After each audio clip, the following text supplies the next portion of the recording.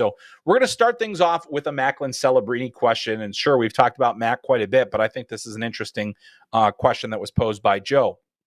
Who do you compare Macklin Celebrini to? Is he a Jack Hughes level prospect or better? Well, that is a really good question there from Joe.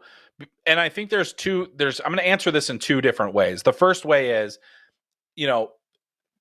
in terms of comparisons, the player that I feel like I see the most of Macklin Celebrini is probably Jonathan Toews. You look at Celebrini plays on both ends. He's not an elite defender, but he plays on both sides of the puck. He's quietly competitive. He is very he doesn't match Jonathan Toews in the intensity department. But when you go back to when Jonathan Toews was a young player, in addition to the defensive capabilities that he possessed, he was a high-end offensive player as well. He had a lot of skill, put up a lot of highlight reel goals. And that's kind of what I see from Max Celebrini. The things that Toews did as a younger player are the things that I feel like Celebrini is doing now. And, obviously Toews, his career went in a different way later on. And obviously he had a lot of health issues kind of down the stretch. But in those early days, I mean, I'm pretty sure Toews was in that NHL 100, which, if we redid that, maybe he wouldn't be, but at the same time, really impressive player.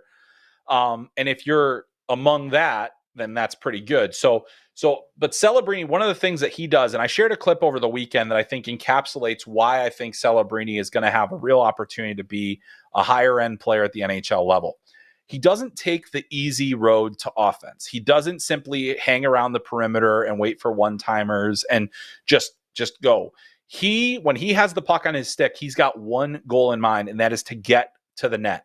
And so that usually means having to get to the interior, having to get to the harder areas. So against a team like Notre Dame this weekend that he played against, Celebrini was able to get between defenders, to get to the middle, to shake off contact, and to make plays. And it allowed him to score. Both of his goals come from the slot, and that allows him to, he's making himself more dangerous by getting to the middle as often as he does. And he's doing it as the youngest player in college hockey, as a guy that's going to get targeted every single game, and he's having great success.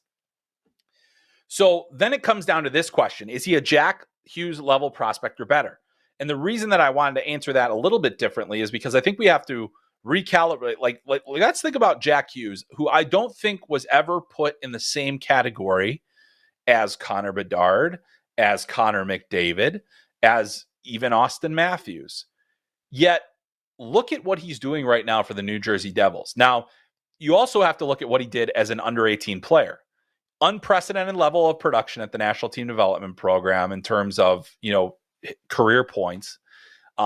Unprecedented level of production at the World Under 18 Championship for an American at that point. And he was, just special, a very, very special player. So a Jack Hughes level prospect to me is not that far removed from, and at least as a prospect, from Connor Bedard. I really don't think so. I think that they had a very similar thing. Although Jack didn't have the goal scoring numbers, he had the points, he had the impact, and was just one of the best under 18 players I'd seen at the National Team Development Program in my career.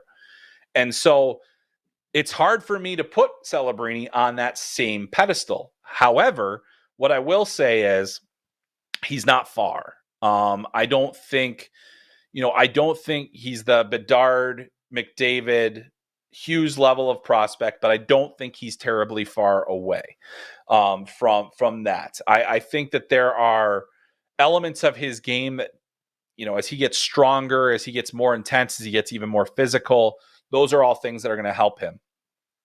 He's not a huge guy. I think he plays big. I don't think he shies away from contact. I think he's very hard to rattle. But you go back and you say, well, let's look at Alexis Lafreniere's first year.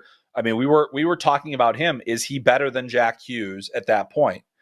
And as we move further, I had maintained that he wasn't at the time, not to toot my own horn or anything, but it's great to see Lafreniere starting to produce this year. But seeing, I just think that Celebrini is kind of more in that regard, where I think, you think about the way that Jack Eichel and Adam Fantilli were regarded as essentially number 2 or number 3 guys, and even Taves as well. Back in that day, like those are the types of players that I think Celebrini can have a career trajectory like, which both Fantilli and Eichel happen to fall into, this kind of conversation with a generational level player of McDavid, or then a generational level goal scorer as Bedard. So that's kind of why those guys get shadowed. But I think if Celebrini has a season similar to those two guys, number one, he probably wins the Hobey Baker. And number two, he doesn't have the same competition that those guys had to be the number one pick. So that's my thought on Mac